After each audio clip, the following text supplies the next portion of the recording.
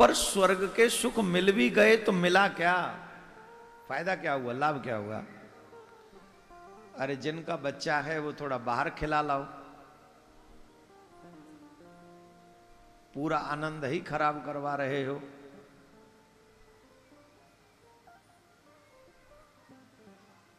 एक बार जोर से बोलो राधे राधे। ऐसे नहीं, धीरे नहीं बोलना।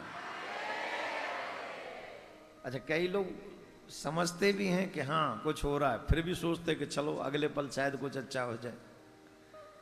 आइए ध्यान से सुनिए, कहां थे हम? स्वर्ग का सुख भी तो दुख ही देने वाला है। स्वर्ग मिल भी गया तो क्या? तो एक होते हैं भोग चाहने वाले, एक होते हैं मोक्ष चाहने वाले। स्वर्ग तक का भोग भोगने वाला भी अंधतोगत्वा दुख ही होगा। बड़ी सावधानी से सुनने वाली बातें हैं। समझ में आ गया तो कल्याण, नहीं आया तो जो चल रहा है वो चलता ही रहेगा, उसे कौन रोक रहा है।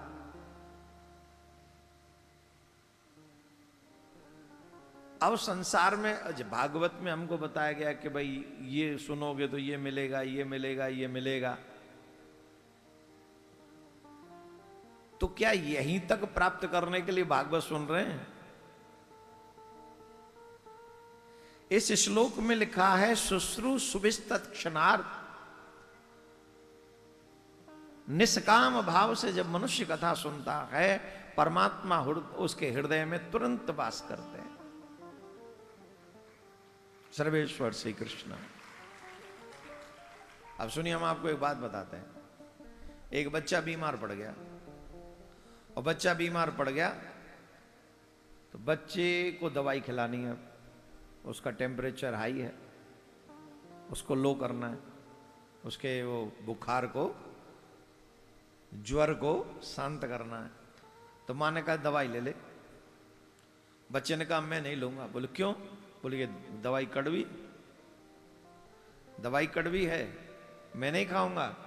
तो माँ ने कहा कि तू ये दवाई खा ले, इसके तुरंत बाद 2 रसगुल्ला खिलाए जाएंगे तुझे। मैं तुझे 2 रसगुल्ला दूंगी, वो खा लेना फिर। अब बच्चे ने इस लालच में वो दवाई खा ली कि रसगुल्ला मिलेंगे खाने को। उसने दवाई खा ली, उसका बुखार उतर गया, ज्वर उतर गया। माता जी ने 2 रसगुल्ले दे दिए, बोले ये लो। अब बच्चा इस बात से प्रसन्न हो गया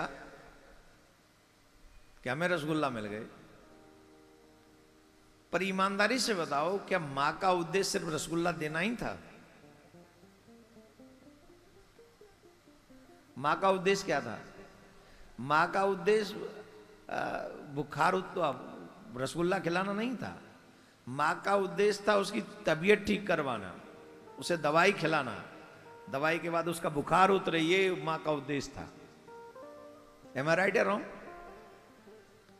बच्चा इस बात से ही खुश है कि मुझे रसगुल्ला मिल गए,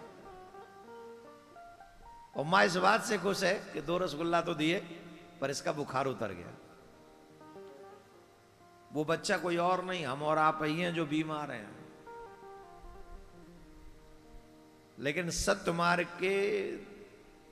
मार्ग पर चलना, भक्ति प्राप्त करना, भक्ति करना, ये कड़वी दवाई खाने से हम घबरा रहे हैं। तो फिर शास्त्रज्ञ वेद व्यास जी महाराज कहते हैं कि जो चाहोगे सो मिल जाएगा। धन चाहिए, घर चाहिए, परिवार चाहिए, संसार चाहिए, स्वर्ग के सुख चाहिए, हम सब दे देंगे कथा सुनोगे तो। इस लालच में आके आपने देखा होगा कि पंडालों में भीड़ है कथाओं की। अमेरिका चले जाओ, कनाडा चले जाओ, भारत में चले जाओ, हर जगह लोग कथा सुनना चाह रहे हैं। क्यों? बोले वो रसगुल्ला खाना चाह रहे हैं, वो बुखार उतरवाना नहीं चाह रहे हैं मोस्टली। और जहां रसगुल्ला बड़े बड़ों का दावा कर दिया जाता है, बड़े बड़े रसगुल्ला मिलेंगे ऐसा दावा कर दिया जाए, वहां भीड़ ज्यादा हो जाती है। क्यों? रसगुल्ला खाना है, बुखार किसी को नहीं उतरवाना है। लेकिन परमात्मा इसी बात से खुश है, वो मां ही परमात्मा है परमात्मा इस बात से खुश है कि चलो रसगुल्ला देख के आ तो रहा है, आज दवा ग्रहण करेगा, फिर इसका बुखार उतर जाएगा। और भवरोग ही सबसे बड़ा रोग है। उस भवरोग को मिटाने के लिए श्रीमद् भागवत परम आवश्यक है। श्रीमद् भागवते महामुनि कृते किंबा परे ईश्वर।